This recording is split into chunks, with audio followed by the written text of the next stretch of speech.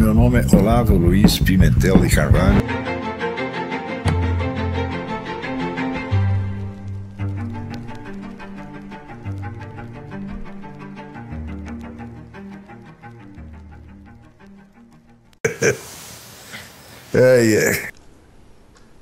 Mais alguma? Tem uma pergunta aqui no chat, Olavo. Quer dizer, nós já temos uma discussão que está tendo aqui sobre quando você se refere à leitura literária, você está falando de leitura de ficção. Né? Ficção, poesia e teatro. Mas alguém pergunta sobre livros de história. A história é outra coisa. Quer dizer, na história você não está apenas tentando expressar uma vivência pessoal, mas você tem uma referência a um fato externo. Quer dizer, o historiador está limitado na sua narrativa pelos documentos e testemunhos de que ele dispõe. Ele não pode inventar do jeito que ele quer. Claro que ele vai ter que usar recursos literários da ficção, mas dentro de um limite que é muito mais estreito do que o do romancista. Né? Por exemplo, quando você lê Dostoiévski, né?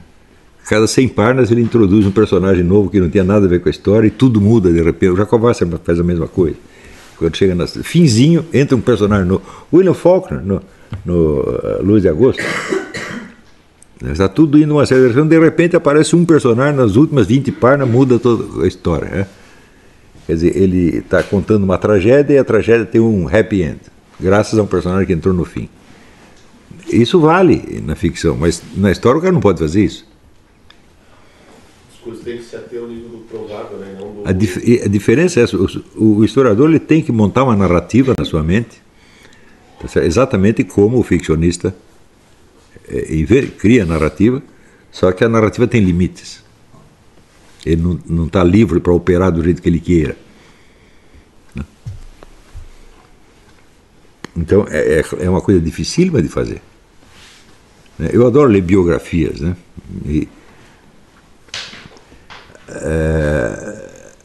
A gente vê que toda hora as coisas parecem que vão tomar uma certa direção, mas os documentos dizem que não foi assim, foi assado de outro jeito.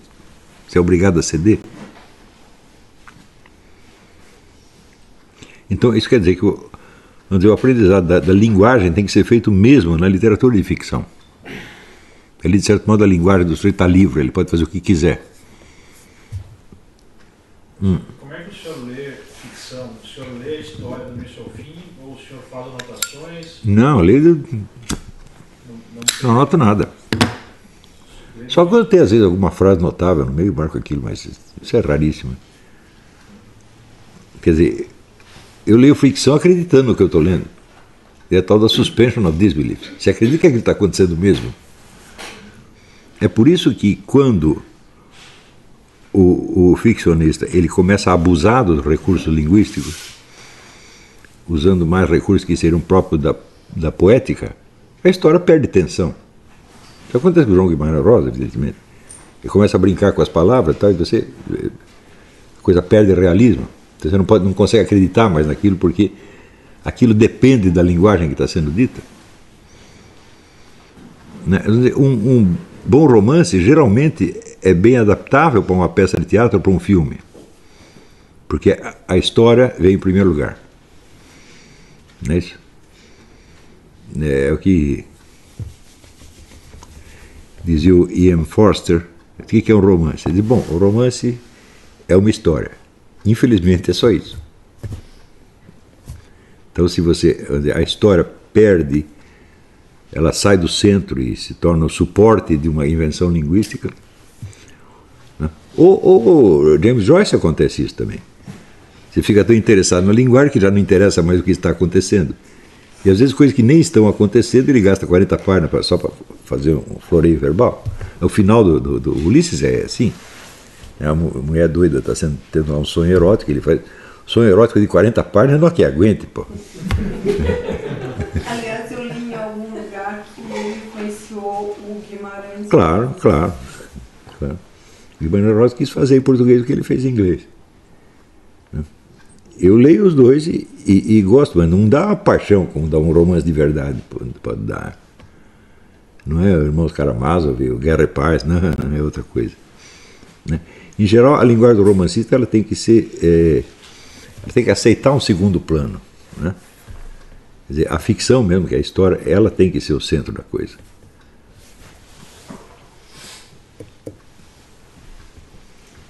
Uma vez eu li uma entrevista com o Bruno Barreto, eu assisti com o Bruno Barreto, que foi o diretor que é esse companheiro lá, e alguém perguntou mas há uma passagem no livro do Gabeira, que ele conta que eles tiveram um problema no aparelho, que quando eles chegaram com o embaixador sequestrado no carro, eles perceberam que a garagem que o carro entrou não tinha ligação interna com a casa.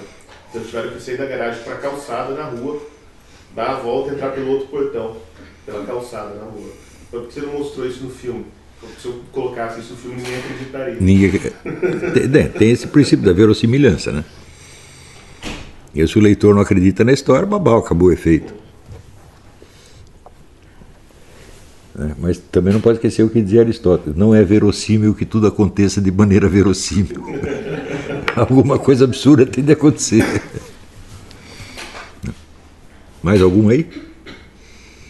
Diga. Na leitura de algum livro, principalmente filosófico, deve-se iniciar a leitura com uma confiança absoluta? Né? Sem sombra de dúvida. Mesmo que você já tenha o parecer de outras pessoas que já desqualificam o livro, mas então tem que começar... Não, você deve sempre dar credibilidade total. Vamos levar o sujeito a sério até onde for possível. Agora, às vezes você esbarra num negócio que aqui não dá. Mas tem que ser, vamos dizer, uma absurdidade que esteja interna no texto, e não uma que você já traz pronta de fora. Entendi. Você trazer, né, você vai ler um livro que você já sabe que o livro foi contestado por fulano. Então você já vem com a objeção. Né? Isso serve até para Marx, por exemplo. Mas sem sombra de dúvida. Isso eu aprendi com Leibniz, que disse: eu acredito em tudo que eu leio. Professor, Eu posso acreditar numa besteira hoje, amanhã eu leio uma contestação dessa besteira, eu também acredito. Diga. nesse aspecto, é mais interessante ler a crítica literária antes ou a própria obra? Não, a crítica literária, ela não se destina tanto a introduzir você a uma obra, mas vamos dizer, a pegar as conexões culturais, a significação dela no contexto, às vezes destacar um outro aspecto técnico. A crítica literária é um gênero literário por si mesmo, um gênero literário muitíssimo importante. Alguns dos maiores escritores da humanidade foram críticos literários acima de tudo. O próprio Lewis, Frank Raymond Lewis, esse é um gênio fantástico, só fazia crítica literária. Os livros dele valem independentemente dos livros a respeito dos quais ele está falando. Ou os ensaios literários do T.S. Eliot, são uma verdadeira maravilha também. Então, a crítica literária não é uma resenha de livro, né? No Brasil, hoje em dia, só existe resenha de livro. A crítica literária morreu, acabou. Você pega os grandes críticos que nós tivemos nos anos 50, 60, o Álvaro Lins, o Otto Maria Carpo, Augusto Maier, nossa, era uma beleza. Sem contar os portugueses que foram exilados para o Brasil e enriqueceram formidavelmente. Adolfo Casais Monteiro, Figueiredo de Figueiredo, um monte de gente. Então, a crítica literária no Brasil foi imensamente rica. E nos Estados Unidos acontece que às vezes os críticos literários são mais filósofos do que os filósofos de profissão. Porque os filósofos de profissão são tudo treinadinhos na escola analítica, então só fica tratando aquela porcaria de análise da linguagem, né, e não sai disso. E às vezes, por exemplo, aqui o crítico Kenneth Burke sempre foi tido como crítico literário. Para mim ele é mais filósofo do que qualquer filósofo. E isso nos Estados Unidos acontece com muita frequência. Tem mais umas perguntas aqui. Tem duas aqui que eu vou juntar em uma só. O rapaz pergunta assim: como diferenciar a preguiça de cansaço e quais seriam os limites da nossa concentração, quando saber a hora de parar de estudar, etc. E aí, na sequência, o sujeito pergunta, ele lembra dos livros do mestre Zuirala, né? E você recomenda coisas do Koff, que tem vários exercícios práticos, né, assim, e pergunta se há mais livros onde pode encontrar mais informação de exercícios como esse. Mas eu não vou me lembrar dos títulos agora. Eu posso talvez até amanhã pensar, tentar fazer uma listinha. Paiô, né? Sim, o Júlio Paiô é muito bom, né?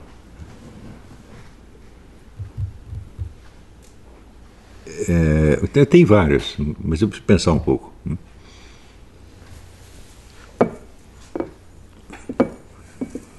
Agora, negócio da preguiça.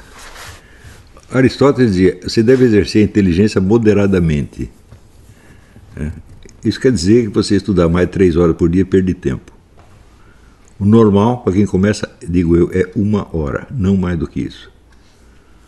Então, durante 1 hora, você vai estudar uma coisa na qual você está mortalmente interessado, e você vai estudar porque você precisa daquilo, você vai guardar aquilo para sempre. Agora, estuda 3 horas, 4 horas, 5 horas, 8 horas, tá louco? Eu não passo 3 horas por dia. Às vezes o pessoal pensa que eu estou estudando, falando, não estou estudando, estou só dando uma lambida aqui nos livros para ver o que eu vou estudar. Mas estudar, vamos dizer, com concentração naquele assunto, não, de 1 a 3 horas por dia, não passe disso, não. Senão você vira que nem estudante brasileiro na véspera do exame. Tá vendo? Ele vai tentar guardar tudo na memória de curto prazo até fazer o exame, no dia seguinte ele esqueceu tudo. Isso aí também é movido pelo medo, né? Se você é movido pelo medo e não pelo interesse legítimo do assunto, então é claro que a sua reação é querer esquecer aquilo o mais rápido possível, porque é horrível. Aquilo vem uma emoção dolorosa. Ele está criando um reflexo negativo. Mais alguma aí? O que o senhor considera estudar, por exemplo, se estiver lendo um livro de literatura? Não, isso não é estudo. Né? Pode virar um estudo depois, quando você vai refletir sobre aquilo, ler algo a respeito.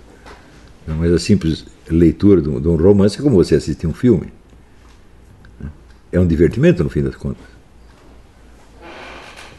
Então, a leitura de divertimento, bom, você pode ler quando você quiser, você não está se concentrando, preciso lembrar tudo isso, preciso aprender isso para sempre. Não, você não está fazendo isso.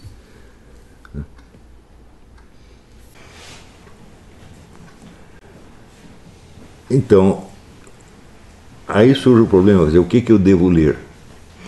Você deve ler aquilo que todos sempre leram em toda parte. Você deve ler Homero, deve ler Shakespeare, deve ler Dante, deve ler Goethe. Né? Isso, você fazer o cânone. Eu fiz o seguinte artifício quando eu era jovem. Eu li a história da literatura ocidental do Carpeaux e, na margem, eu ia anotando os nomes de cada autor importante que eu iria ler pelo resto da minha vida. E eu estou cumprindo esse programa ainda hoje. Tem autores que eu marquei lá aos 18 anos e que só agora comprei o livro. Eu nunca saí disso e esse programa me fez muitíssimo bem. Porque, em primeiro lugar, você adquire um senso da proporção dos vários valores que estão em jogo. E, evidentemente, você supõe que se você entra num debate literário com alguém, o seu interlocutor tem a mesma referência, ele sabe do que você está falando. E não é só referência erudita, não. É referência de símbolos, de emoções, de experiências internas, que para as outras pessoas não tem sequer nome.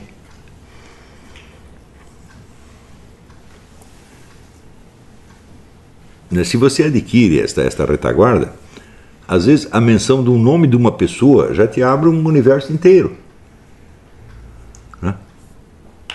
Se você falar, por exemplo, da experiência da natureza nos livros do Émile Zola e no livro do Frank Norris, qualquer americano culto entende imediatamente o que você está falando. E essas coisas servem de ponto de comparação para o debate sobre a vida real, inclusive a vida política. Então, entendendo como a falta disso é uma coisa grave, né? É a Torre de Babel, gente. Então, corrigir isto só tem um jeito. Traz a lista do cânone e começa a ler agora.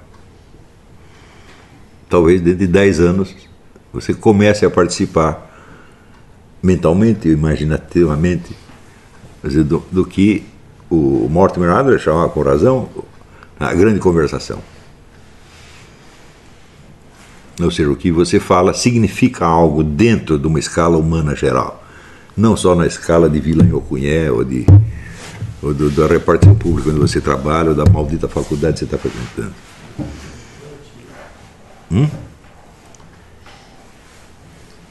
Muito bem. Eu não vou fazer um intervalo hoje, porque hoje nós vamos ter que terminar em tempo de nós comermos alguma coisa. Então passamos para perguntas imediatamente.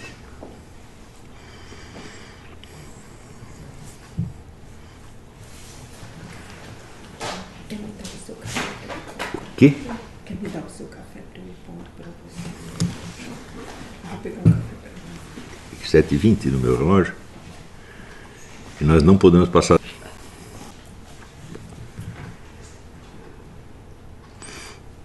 Uma coisa importante também é o seguinte: não existe nenhuma tendência pública voltada ao desenvolvimento da inteligência. Não existe.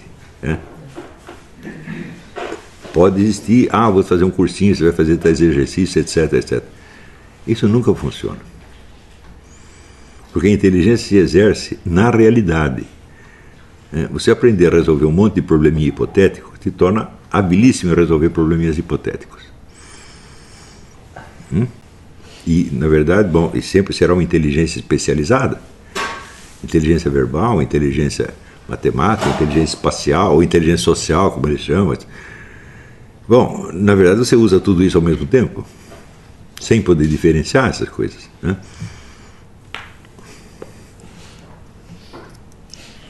Tem perguntas aqui. Diga. Tem uma série de perguntas. Há uma série de perguntas que foram enviadas ao longo da semana e que elas estão falando mais ou menos sobre a mesma coisa. Então vou fazer uma só. Que é... Alguns falam assim, como resolver a questão sobre a distração, né, quando está estudando e acaba pulando de um assunto para outro. E a mesma pergunta, né, feita de outra forma, assim, quando a gente tem vários focos de atenção, se isso prejudica o desenvolvimento inteligente, e como lidar com isso? Olha, eu te dou 2 exemplos. No século XVIII existia um grande cientista, biólogo, chamado Barão Cuvier. Cuvier era muito rico, morava num castelo, e no castelo tinha um corredor, e nesse corredor tinha várias bibliotecas e vários laboratórios de diversos assuntos. Ele ficava o dia inteiro transitando de um para o outro. Quer dizer, estava estudando um negócio aqui, cansou, muda de assunto, cansou, muda de assunto, cansou, muda de assunto.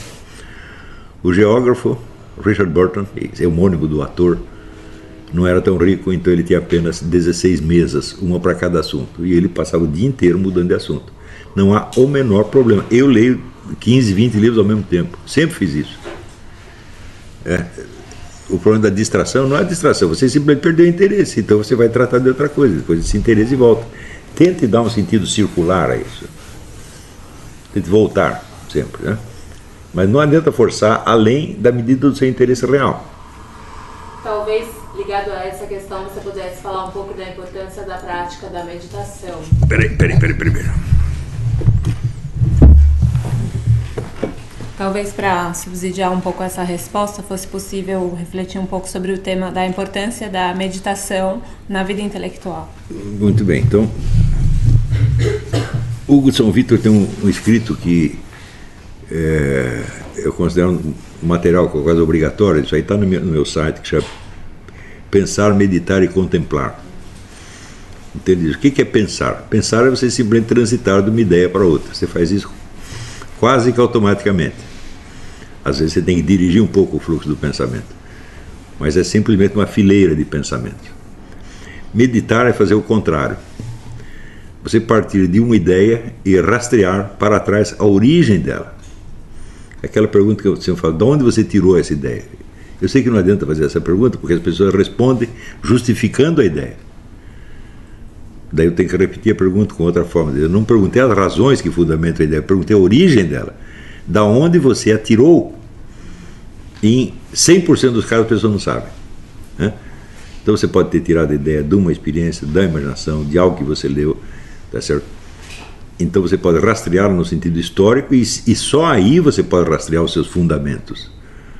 Porque a hora que você sabe a origem, por exemplo, de onde aquilo saiu na sua experiência, bom, você pode analisar a experiência para ver se a própria experiência que você teve não limitou a sua compreensão do problema. Ontem mesmo estava exemplificando como eu tirei a ideia das direções do espaço da minha criação de tartarugas.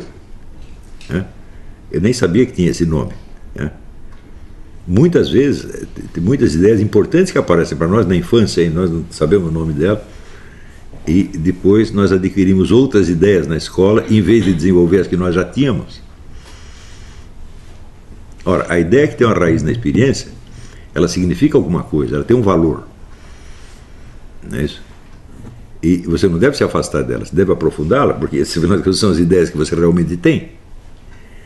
E, por fim, diz o Hugo São Vítor, o que é contemplar? Contemplar é você ver os fios entrecruzados de várias meditações e contemplar como um conjunto. Então, assim, é como a construção de uma catedral, onde você tem centenas de linhas de força que se entrecruzam para manter de pé um edifício. Tem mais perguntas? Olá, tem várias perguntas aqui. Então faça. Uma é sobre o cânone nacional, né? O que lê da literatura do brasileiro. Será que o pessoal está ouvindo? Não, peraí. Fale. Aqui várias perguntas vindo dos alunos online sobre o cânone brasileiro, tá ligado? Né? Quais obras lerem da literatura no brasileiro. E a outra é sobre a ordem de leitura das obras clássicas. Qual a melhor ordem? Olha, eu nunca tive ordem nenhuma, eu ia comprando o que eu conseguia encontrar. Quer dizer, mas isso eu expliquei no curso sobre como se tornar um estudante sério. Antes de tudo, você fazer a bibliografia mais completa possível do assunto. A bibliografia que acompanhe a evolução dos estilos, das ideias, das formas e dos problemas, é certo? Desde o início até agora. E você, então, pegar essa lista e transformar numa bibliografia organizada e você dizer, olha, isso aqui é o que eu vou ler pelo resto da minha vida. Posso ler alguma coisa a mais, a menos não. Esse é o princípio de tudo. Agora, existe na minha parte uma lista chamada Os 100 Melhores Livros Brasileiros. Ela está um pouco desatualizada, ela foi feita uns 20 ou 30 anos atrás, mas também nada se publicou nos últimos 20 ou 30 anos que mereça tanta atenção. Né? Pausa para os comerciais, exceto os meus livros. Não tem outro. Né? É por isso que eu digo, minha avó foi profética, ela deu o nome de sobrevivente, do morreu, todo mundo sobrou eu, meu Deus do céu. E um pouco antes tinha o Josué Montello, tinha o Herberto Salles, tinha o Meira Pena, tinha o Paulo Mercadante, tinha o Paulo Francis, tinha um monte de gente. Depois morreu todo mundo, sobrou eu, pô. O que você acha da produção literária brasileira dos últimos 40 anos? O que vai sobrar? O que pode ainda ser lido daqui 100 anos?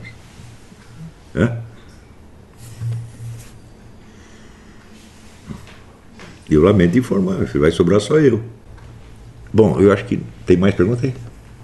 Eu tenho uma última pergunta. É que você, às vezes, recebe perguntas de alunos, mais ou menos assim, professor, como é que eu faço para aprender a escrever? Além de eu ler os clássicos, eu leio, mas eu não consigo... Aí você sempre responde que para você escrever bem, por exemplo, em português, você tem que amar a língua portuguesa. É a primeira coisa. E o que eu queria perguntar é exatamente esse contraste que você ama, essa mistura entre o esculacho e a linguagem que você falou no início, que é do Rui Barbosa. É oratória e esculacho. Uhum. Né? Então, se você lê, sei lá, o Padre Vieira, o Padre Bernardes, Rui Barbosa, né? Ali você vê a língua portuguesa no máximo da sua força. Não é isso?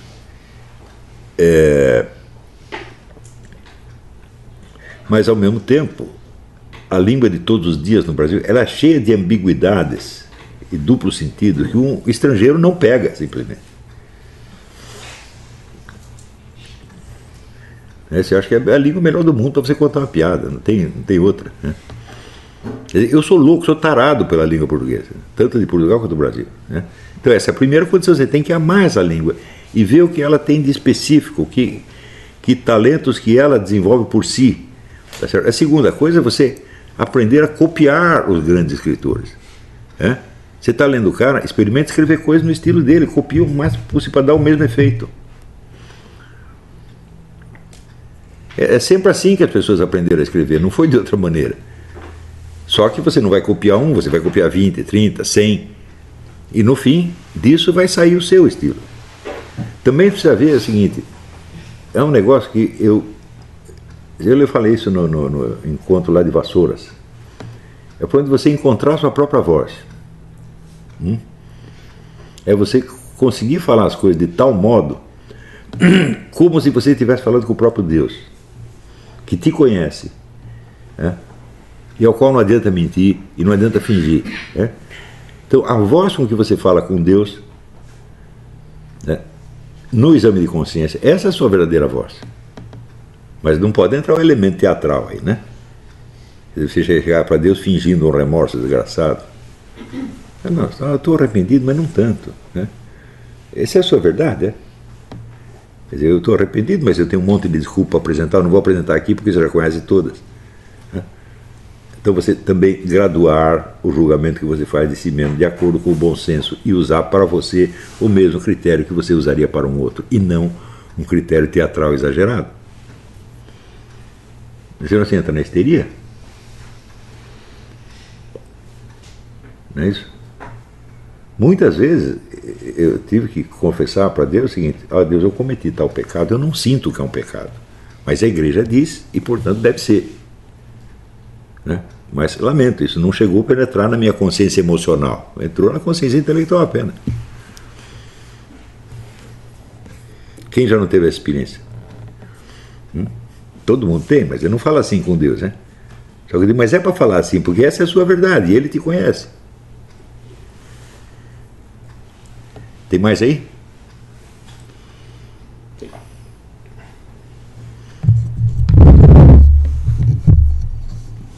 eu perguntar aqui. Última, hein? Essa é a última. Tá. Existem estudos de diversas áreas, como história, política, filosofia, livros literários, etc. Deve existir uma ordem de precedência de assuntos ou é possível atacar tudo aos poucos e ao mesmo tempo? Olha, a cultura literária, antes de tudo, é a cultura histórica em segundo lugar. Depois vem o resto. Porque são essas que produzem criações de valor permanente. Na ciência nada tem valor permanente. Por isso que eu achava absurdo. Eu tinha uma época que eu trabalhava na revista da Fundação Vitor Tivita, dirigida aos professores do ensino primário e secundário. E toda hora aparecia alguém dizendo: o ensino da ciência tem que acompanhar a pesquisa. Eu digo, para quê? Quando você crescer, essa pesquisa já foi embora, já veio outra. Quer dizer, isso é inalcançável, é que nem o cachorro persegue o próprio rabo. Então o que você tem que ensinar da ciência? Aquilo que nela tem valor permanente. E foi, eu tive a felicidade de estudar a ciência com um sujeito assim, com o cara entendia isso. O que ele queria nos passar é o espírito da investigação científica e não esta ou aquela conclusão da ciência. E esse espírito você observa não só na ciência de hoje, tá certo? Mas em qualquer cientista das épocas passadas. A história da ciência, né? A história da ciência é mais importante. Você saber a história da ciência é mais importante do que a própria ciência. Ou seja, faz parte da cultura histórica, de certa Faz parte da cultura histórica, sem sombra de dúvida. Então, você estudar a ciência no contexto geral da história. Tá certo? Mas a história é a história das coisas que, como dizia Rank, é aquilo que efetivamente se passou. Mas você não sabe medir o valor do que se passou se você não tem superfícies de comparação. E são as histórias imaginárias, meu Deus do céu. Está entendendo? Por exemplo, eu duvido que o sujeito possa entender alguma coisa de Napoleão se ele não leu Crime e Castigo. Porque aquilo é a repercussão da existência de Napoleão na alma de um Zé Mané. Como ele existem milhões de Zé Manés, como mesmo, todos eles querem ser Napoleão Bonaparte. Então aí você entende o que foi Napoleão Bonaparte historicamente para toda essa geração. E evidentemente isso não tem nada a ver com a história concreta de Napoleão Bonaparte, né? Mas é a imagem de Napoleão Bonaparte. Houve um sujeito também, um amigo do Eric Voegelin, que escreveu a história das imagens de Júlio César ao longo da história. Como era o nome do cara? Até esqueci. Esqueci o nome do cara agora. Bom, então vamos parar por aí. Esse eu também tenho uma pergunta. Vamos jantar?